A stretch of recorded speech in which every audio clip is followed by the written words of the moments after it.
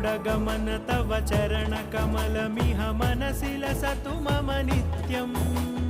गरुडगमन तव चरणकमलमिह मनसि लसतु मम नित्यम् मनसि लसतु मम नित्यम् मम तापमपाकुरु देव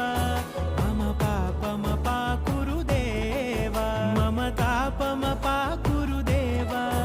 मम पापमपाकुरु देव